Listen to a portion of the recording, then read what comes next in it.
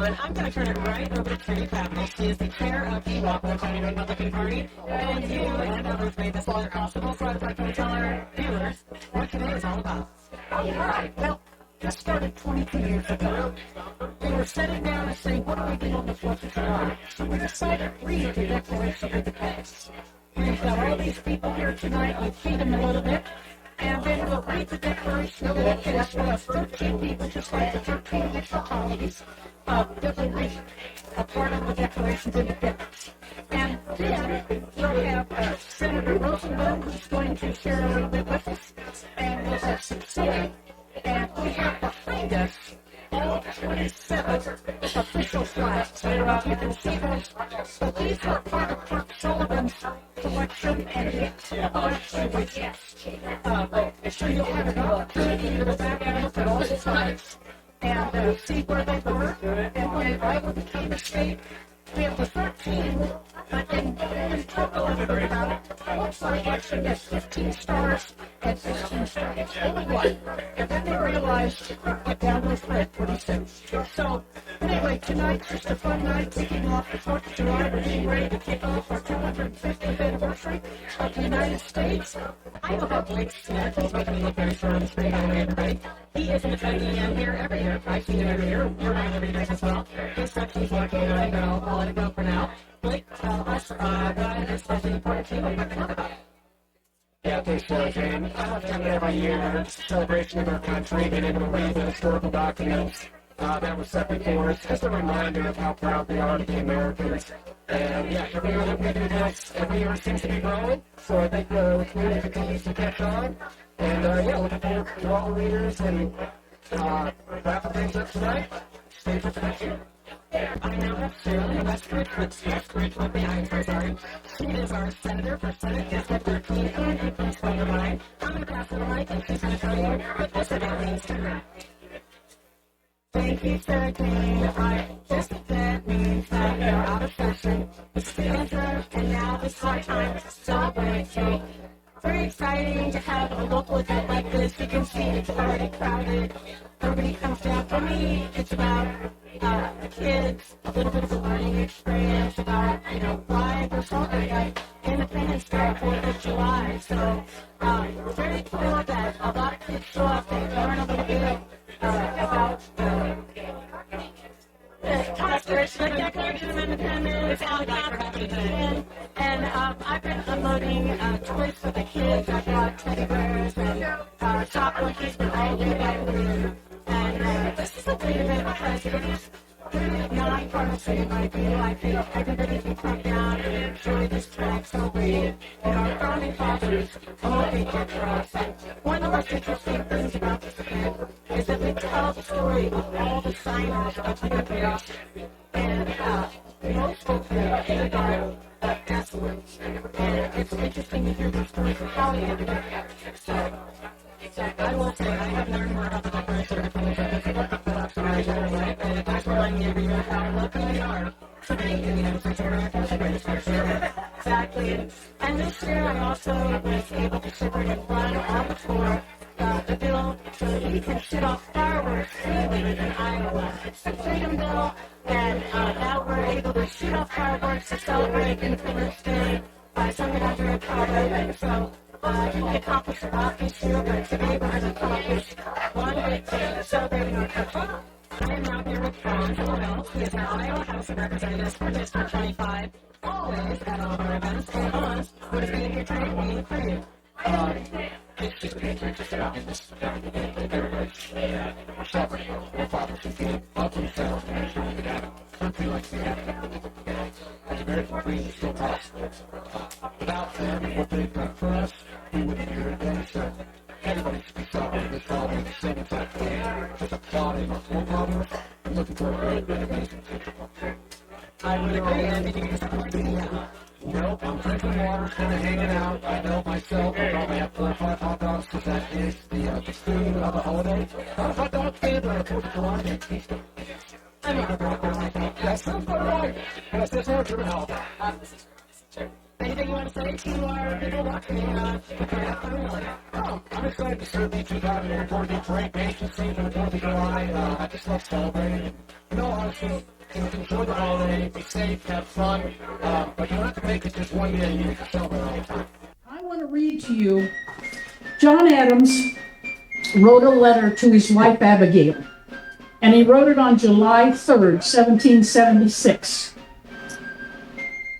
And he says, but the day is past. The second day of July, 1776, will be the most memorable epoch in the history of America. I'm apt to believe that it will be celebrated by succeeding generations as the great anniversary festival. It ought to be commemorated as the day of deliverance by solemn acts of devotion to God Almighty. It ought to be solemnized with pomp and parade, with shows, games, sports, guns, bells, bonfires, illuminations from one end of this continent to the other from this time forward. You will think me transported with enthusiasm, but I'm not. I'm well aware of the toil and blood and treasure that it will cost us to maintain this declaration and support and defend these states. Yet through all of the gloom, I can see the rays of ravishing light and glory. I can see that the end is more than worth all the means, and that all prosperity,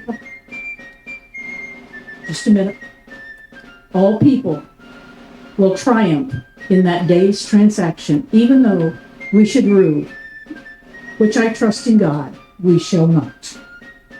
So this was just before the signing of the Declaration of Independence that he wrote to his wife. John Adams, if you've not read John Adams, he and Abigail wrote lots of letters. There's a lot of our history that we can learn from them. And I know you really don't care, but our daughter ran the Boston Marathon. And after we had been all day, and believe me, it was several years ago, we were much younger, but we were exhausted. Went back to our hotel room, and what is on TV but the John Adams series? And here we are, in a hotel that John Adams had stayed in, right next to the church where he and many of our founders had prayed in. And I mean, in other words, so we're right there, and here is the mini-series of John Adams. And it was so neat to be able to really feel what was happening in the Revolution. All right, now for the Declaration. It says, on July 2nd, 1776, in Philadelphia, the Continental Congress adopted the resolution introduced by Richard Henry Lee and John Adams, which actually declared from Great Britain, it declared in part that these united colonies are and right ought to be free and independent states, that they are absolved from all allegiance to the British Crown, and that all political connection between them and the state of Great Britain is and ought to be totally dissolved. The Declaration, which is explained by the colonies, now states, declared their independence, was adopted by the Continental Congress July 4th, 1776. The leading draftsman was Thomas Jefferson, assisted by John Adams, Benjamin Franklin, Robert R. Livingston, and Roger Sherman. When in the course of human events it becomes necessary for one people to dissolve the political bands which have connected them with one another and to assume among the powers of the earth the separate and equal station to which the laws of nature and of nature's God entitle them. A decent respect to the opinions of mankind requires that they should declare the causes which impel them to the separation. We hold these truths to be self-evident, that all men are created equal, and that they are endowed by their Creator with certain unalienable rights, that among these are life, liberty, and the pursuit of happiness. That to secure these rights, governments are instituted among men, deriving their just powers from the consent of the governed. That whenever any form of government becomes destructive of these ends, it is the right of the people to alter or abolish it, and institute a new government, laying its foundation on such principles and organizing its powers in such form, as of them shall seem most likely to affect their safety and happiness. Prudence, indeed, will dictate the government long established should not be changed for light and transient causes, and accordingly all experience hath shewn that mankind are more disposed to suffer, while evils are sufferable than to right themselves by abolishing the forms to which they are accustomed. But when a long train of abuses and usurpations, pursuing invariably the same object, evinces a design to reduce them under absolute despotism, it is their right, it is their duty to throw off such government and to provide new guards for their future security. Such has been the patient sufferance of these colonies, and such is now the necessity which constrains them to alter their former systems of government. The history of the present King of Great Britain is a history of repeated injuries and usurpations, all having the direct object the establishment of an absolute tyranny over these states. To prove this, let facts be submitted to a candid world. He has refused his assent to laws, the most wholesome and necessary for the public good. He has forbidden his governors to pass laws of immediate and pressing importance, unless suspended in their operation, till his assent should be obtained, and when so suspended, he has utterly neglected to attend to them. He has refused to pass other laws for the accommodation of large districts of people, unless those people would relinquish the right of representation in the legislature, a right inestimable to them and formidable to tyrants only. He has called together legislative bodies at places unusual, uncomfortable, and distant from the depository of their public records for the sole purpose of fatiguing them into compliance with his measures. He has dissolved Representative House repeatedly, proposing with manly firmness his invasions on the rights of the people. He has refused for a long time after such dissolution to cause others to be elected, whereby the legislative powers, incapable of annihilation, have returned to the people. People at large for their exercise, the state remaining in the main time exposed to all the dangers of invasion from without and collusion within. He has generally endeavored to prevent the population of these states. For that purpose, obstructing laws for the naturalization of foreigners, refusing to pass others to encourage their migrations hither, and raising conditions of new appropriations of lands.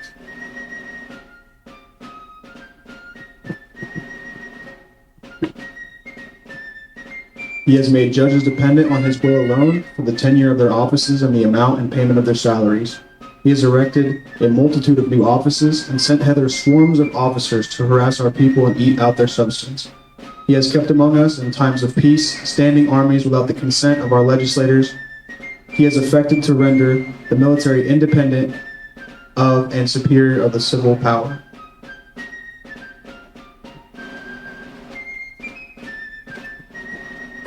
He has combined with others to subject us to a jurisdiction foreign to our Constitution and unacknowledged by our laws, giving his assent to their acts of pretended legislation, for quartering large bodies of armed troops among us, for protecting them by a mock trial from punishment for any murders which they should commit on the inhabitants of these states, for cutting off our trade with all parts of the world, for imposing taxes without our consent, for depriving us in many cases of the benefit of trial by jury, for transporting us beyond seas to be tried for pretended offenses, for abolishing the free system of English laws, and in a neighboring province establishing therein an arbitrary government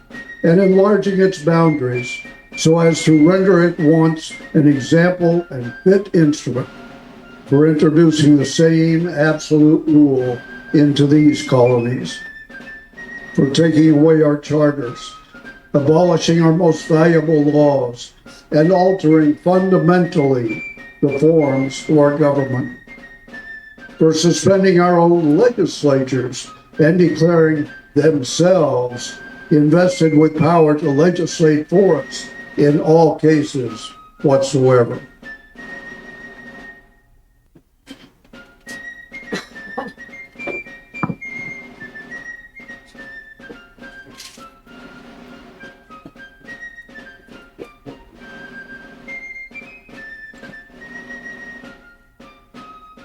He has abdicated government here by declaring us out of his protection and waging war against us. He has plundered our seas, ravaged our coasts, burnt our towns, and destroyed the lives of our people.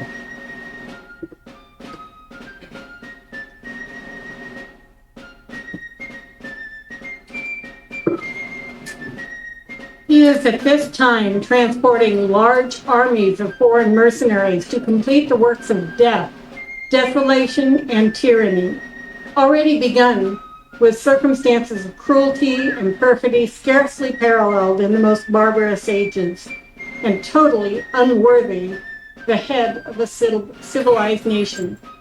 He has constrained our fellow citizens taken captive on the high seas to bear arms against their country, to become the executioners of their friends and brethren, or to fall themselves by his hand.